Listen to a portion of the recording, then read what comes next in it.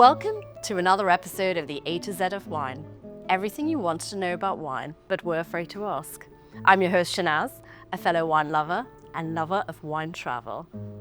Today we're filming a very special episode on the Viking ocean ship. And we will be exploring the culinary delights of Italy in Manfredi, Viking's Italian restaurant. I absolutely love Manfredi because I get to enjoy all the different regional cuisines from all around Italy.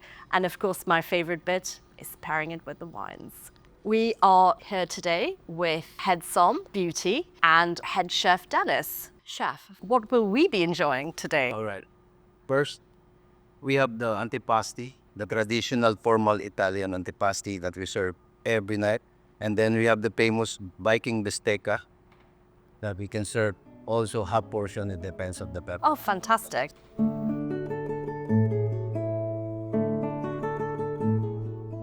Chef, tell us a bit more as well about what goes into the antipasti and why do we do these different combinations? All right. Now we go through the antipasti. Usually, there's four kinds of cold cuts we're serving, like the coppa, sola, and labdo with the prosciutto. Then we combine with the grilled marinated vegetable, served with Kalamata olives. With that, Ah, so those are the beautiful black olives yes. and the green scallion. Usually we prepare it fresh daily. Yes, wonderful. Wow. So, Beauty, what will you be pairing with that today? So for today, I chose this Ponte Prosecco from the Treviso region in Italy. Tell us why you picked Prosecco with the antipasti. Prosecco is very light, and its lightness, the effervescence, and the fruity notes to it is going to complement and enhance our antipasti dish. The acidity that's in the Prosecco is going to cut through the cheeses and the cured meats, and that's just going to go perfectly well for you. So we've got a selection of different meats, the grilled vegetables, we've got the olives, we've got the parmesan, we've got the crispy ciabatta. So Beauty, talk us through how the different elements should go together while we try it. All right, so now with the Prosecco, when you take the cheese, Yes. it's just going to, the cheese is a bit, it's going to mellow in your mouth. The cured meats, they're a bit salty, right? So the Prosecco is going to cut through that saltiness. Typically it makes the wine a bit sweeter, doesn't it? A bit more fruit. So let's try that theory. The Bresaola is, of course, cured beef. Yes. Oh my gosh, yeah, that is fruitier. But it's also so nice how the Bresaola actually tastes better with the wine. In the wine, yes. That's the whole idea with food and wine pairing. We have to come up with the balance that enhances both the food and the wine. Yes, but we must also keep in mind that, the food and wine pairing is subjective. So it all comes down to your personal preference. So you have to open up your mind and your palate for you to enjoy. I absolutely love that. I've also noticed, so Chef Dennis and I were talking about our love of grilled vegetables. Yes, I love.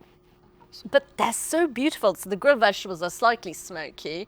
But once again, with the bubbles and the acidity in the Prosecco, it's just so, so delicious. So if you didn't like bubbles or you didn't want to drink Prosecco, what else would you suggest would go really well with a dish like this? So with this one, you can go with a different lighter wine. You can try it out with the Pinot Verde. It's very light, and it also has that. It's like fizz, doesn't it? Yes, that Which slight I fizz. love. That slight fizz. Yeah. We actually do a lot for the antipasti dish. Actually, It's a great pairing. That's a really wonderful suggestion. so if you'd like to make the Prosecco open more, Yeah. you can actually try and put it. So we're going to do a little experiment. Just for you to get more of the flavors. Okay. Of it all. So, of course, the bubbles look beautiful in the traditional flute, but Here you're going to use the bubble, but then you're going to get a more aromatic experience on your nose. that, oh my gosh, that's so nice. And it's nice as well. We always say, hold from the stem, so it doesn't heat up the wine when you've got a white wine, but also not pouring too high, so it gives enough oxygen for space to swirl, introduce the oxygen, take a good sniff, and you really smell the fruit. Nice, it is very sharp. Pretty wine, isn't it? So that's beautiful. I thought while we were doing this, it would be really nice for you to talk us through how to typically taste wine. So what are the 3 steps? All right, so we first start with the visual. Yes. We look. We look. And when you look, the color. Ideally, find a white background. I'm going to one nice light. That always helps. Very well. So this is really nice and pale. Yes. Nice and pale. All right. And then we go onto the nose. And this is where a wider shaped glass. Yes, that's where now it comes in handy, because now you can get to nose everything that's in the glass. That's beautiful. And then the good parts, the best bit, the palate.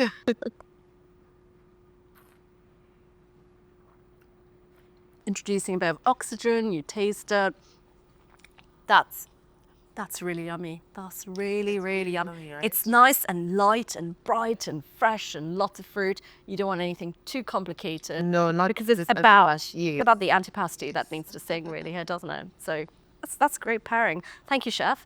Thank you, Beauty, our son. That's delicious. Great start. I can't wait to try the next course and your next pairing. Thank you.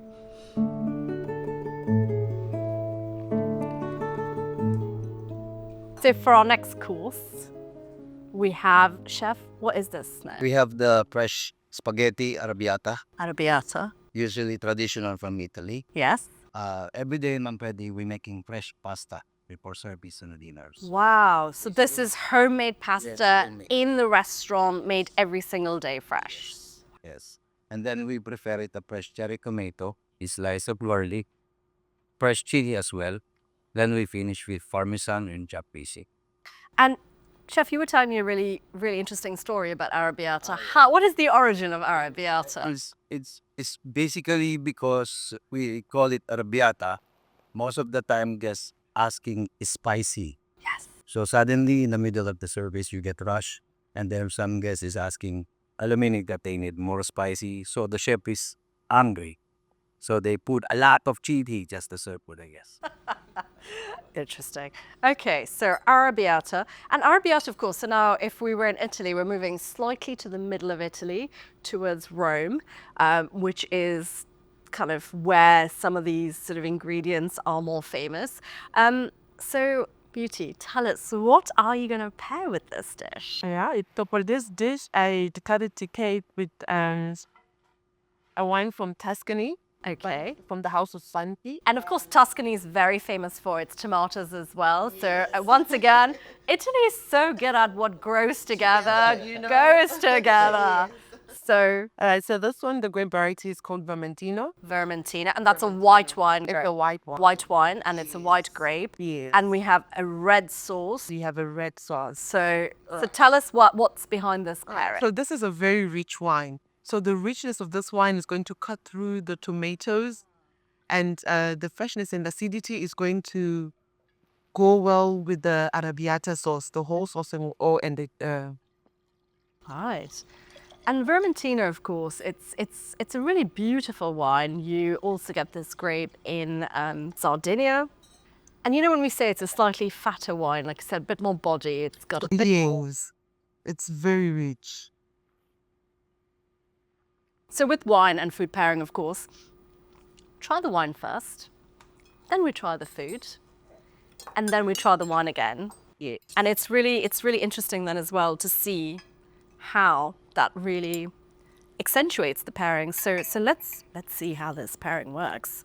So a little twizzle of the pasta. Typically, people want, if it's a red sauce, they expect them to have a red wine. But with this one, the spiciness in it and the off dryness that comes with this wine is just going to go well together, and it's going to complement the dish. I believe the wine complements the dish very well. And the green notes of the parsley, because that freshness, that greenness, that's a really inspired pairing. That's So beautiful because you've also got the Parmesan cheese in the sauce, chef. And also the Parmesan and grated. And the grated Parmesan, exactly. It's a fresh grated Parmesan. But the pasta itself is delicious. It's got that really lovely kind of, sort of give of fresh pasta. Yes. But that's delicious, really delicious. Where would the cherry tomatoes be coming from? Usually may have supplier from Italiano. Oh, so a lot of the ingredients in Manfredi's, right down to the cherry tomatoes, are coming from Italy. Because this has got a particular flavour, doesn't it? What other wines would you suggest that we should pair with a dish like pasta arrabbiata with a tomato sauce? So we can also go to a red wine. And actually, the next wine that we're going to be having would also make a good pair for this one. The Chianti Classico San Leonino. So with this one, it's the acidity that's in the cherry tomatoes and the acidity that's in the wine and the tannins. It will just perfectly out. I wish I could make this at home, but I can't. So I have to keep coming to Manfredi's. Yes, you have to. And enjoying this. But that's such a beautiful pairing again. Wow, it's got a real kick, doesn't it? That pasta. It kind of, the chili really hits in the back of the throat. But the guests can enjoy also if they want less chili. Less chili. Oh, so you can customize this as well. Cheers to a beautiful first course or second course. But thank you. To your health. Welcome.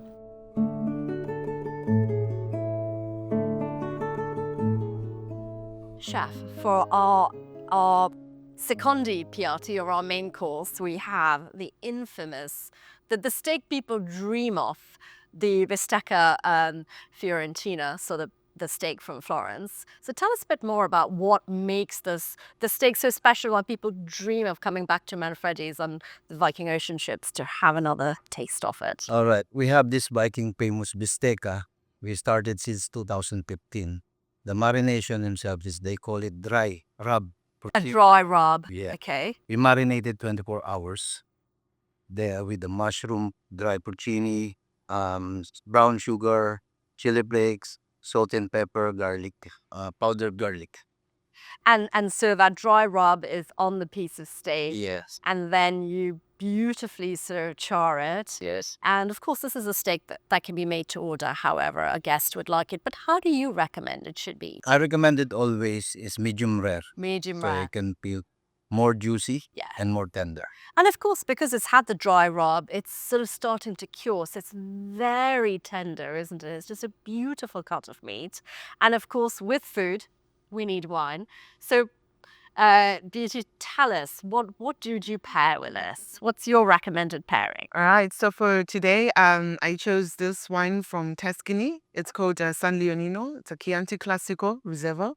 So this one is what I would like to call a medium bodied. It's not too heavy on the palate.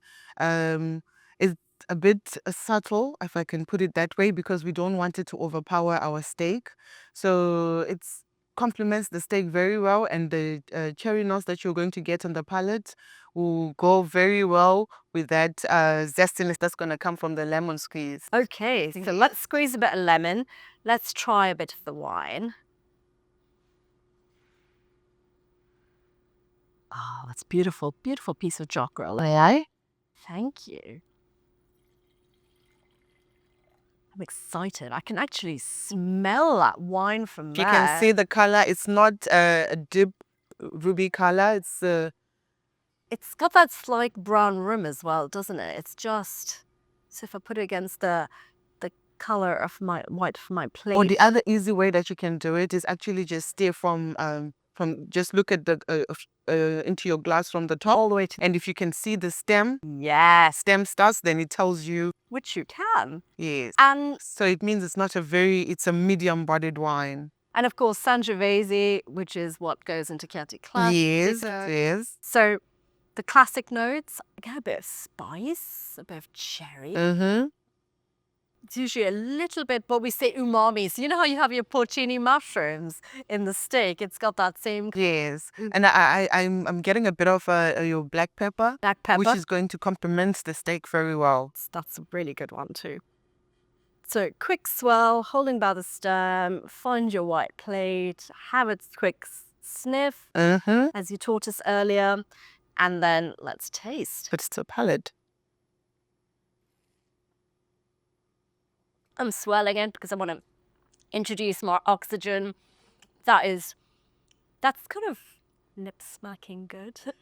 Indeed, it is. It is. That's the acidity. The acidity, and can you feel your mouth drying up a little bit? And also there, it's kind of making you smile. So let's try this. And chef, you were telling me that if you can't eat the full size of the steak, Yes. you can actually order a half portion now. Yes, absolutely. We can offer you half portion, or even without the marination in Okay. dry porcini, we can replace it with some beautiful herbs. So if anybody has sort of any mushroom allergies or nightshade, Yes. you can have it without the porcini as well. So really anybody that does eat meat and enjoy meat can really enjoy this steak and really enjoy the beautiful kind of, it's just so tender, melts in your mouth almost.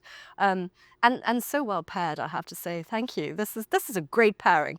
Now, if you couldn't find Chianti Classico where you are, what other wines would really work well with this? Well, I would recommend a Shiraz or Syrah. It will go perfectly well with this one because it's if you can find a full-bodied Shiraz, Yes. a full-bodied Syrah, the smoky notes, the spiciness, Pepperiness. that's in there will perfectly go well with the bistecca. And I suppose what's really important as well is people might think, oh, beef, let's have something really full-bodied. But something you told me earlier about, because you've got so many different things marinating on the steak, Yes. you don't want the wine to fight the food. We don't want the wine to overpower the food. We want it to be a perfect match. Harmonious. Yes. Thank you. Yes. Cheers to harmony. Cheers to my favorite dish in my favorite restaurant. Thank you, chef. Thank you, beauty. Absolutely delicious. Thank you. I wish every day could be a bistecca Fiorentina day with a gorgeous glass of Chianti Classico. Thank you both.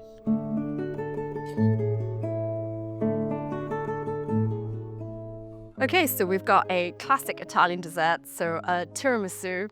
And with tiramisu, we've got two different pairings. We have a Moscato d'Asti. So Moscato is the grape, Asti is the region. It's in Piemonte, it's slightly higher. And again, this is a DOCG, so if you're looking on your bottle, that determines quality. And Moscato is really delicious. It's got a beautiful acidity, it's nice and grapey, very low in alcohol. This one's only 5.5%. So if you want to not feel too guilty, focus on the guilt on the tiramisu and enjoy a guilt-free pairing with the Moscato. So it's a white wine, and it's fruity and got that acidity that's going to cut through the creaminess. It's just beautifully. And then we've got another pairing. So this is Graham's. So we are moving to Portugal now from Italy. This is a fantastic pairing. This is a 20-year-old tawny port. I've actually filmed at Graham's. And here we have really beautiful dried fruits. It's had more than 20 years of aging as well, and you've got a blend of different red grapes going on here. And that beautiful dried fruit with the acidity again is just going to be a beautiful pairing. So two different alternatives, because, it's nice to try different pairings and see what you enjoy. So cheers, saúde, as they would say in Portugal, or chin chin in Italy.